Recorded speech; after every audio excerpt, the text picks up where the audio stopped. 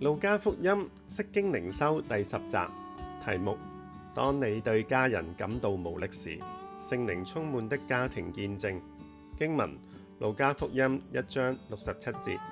他父親撒迦利亞被聖靈充滿了，就預言說：弟兄姊妹，我相信你都曾經經歷過對家人感到無力嘅時候，你可能好想整個家庭一齊去見證神，但現實卻係有家人唔信，甚至喺度抗拒神。你努力過，祈禱過，但情況好似冇改變。慢慢，你心裏可能會出現一個聲音：呢個人大概唔會改變㗎啦。面對咁嘅處境，人係好容易感到絕望嘅。但路加喺段經文裏邊，正正要我哋重新思考一件事：神係咪真係能夠改變一個不信嘅人？讓我哋翻到經文，撒迦利亞本來係一位祭司，但當天使加百列向佢宣告應許嘅時候，佢卻因為年老而不信，結果佢就被暫時變成啞巴，唔能夠說話。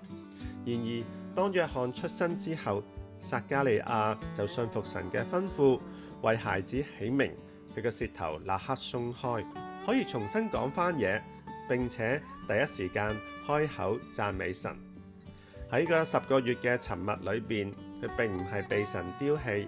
而係被帶進一段安靜同埋反思嘅時候。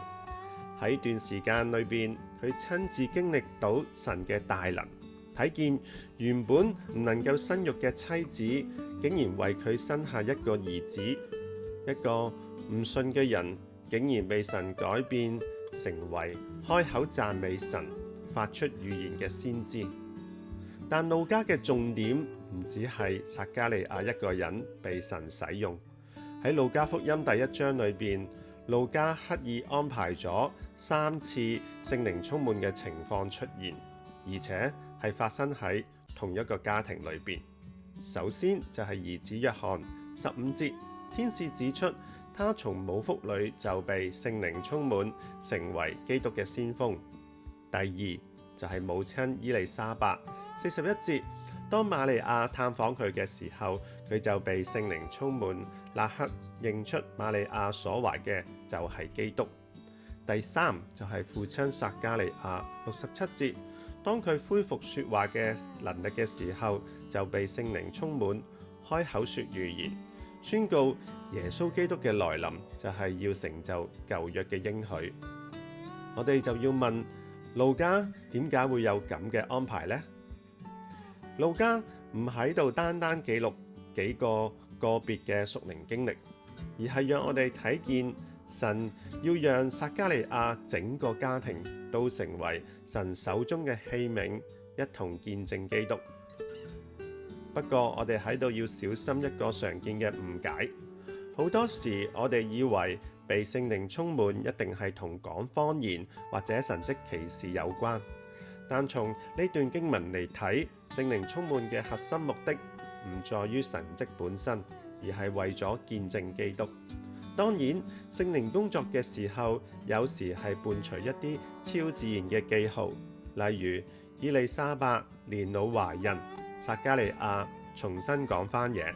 但呢啲都唔係焦點。焦點永遠就係人被神改變，開始用生命去見證耶穌基督。見證神唔係誇耀自己有幾咁特別，而係承認我哋本來係軟弱嘅、有限嘅，甚至係不信，但神卻喺我哋生命裏邊做咗更新同埋改變。所以弟兄姊妹，當你對家人感到無力嘅時候，唔好太快對人下結論。撒迦利亞起初都係不信嘅，但神冇放棄佢，相反，神用咗一段唔能夠說話嘅時候，讓佢安靜，重新認識神。喺呢段時間睇嚟就好似停滯咁樣，但其實神喺度工作緊。今日你可能覺得你嘅家庭有好多唔可能，但呢段經文提醒我哋，神能夠將唔可能嘅都變為可能。只係呢個轉變未必即時會發生，而係需要時間去等待。等待嘅過程往往係唔容易嘅，就好似伊麗莎白多年不孕，要承受住羞辱同埋壓力。但當神嘅時候嚟到，伊麗莎白經歷嘅恩典係帶住極大嘅喜樂。因此，我哋去學習，唔好放棄，帶住信心去等待，相信神喺度正在工作。更加重要嘅，我哋要用一個更大嘅眼光去睇我哋嘅家庭。神喺我哋家庭所成就嘅一切，唔只係為咗解決我哋嘅問題，而係讓我哋嘅家庭成為見證基督嘅器皿，為佢嘅國度而活。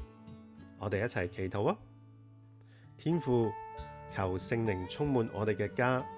讓我哋全家都被你更新同埋改變，成為見證基督嘅器皿。奉主耶穌嘅名祈禱，阿門。